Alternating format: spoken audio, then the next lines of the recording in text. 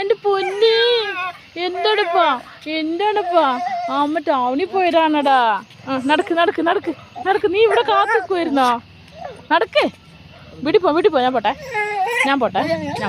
എന്താ അമ്മ വന്നില്ലേ? പിന്നെ എന്തിനാ കരയുന്നേ? എന്ത് ചെമ്പനേ? ചെമ്പാ ഞാൻ പോട്ടെ ചെമ്പാ. ആര് ചെമ്പാ?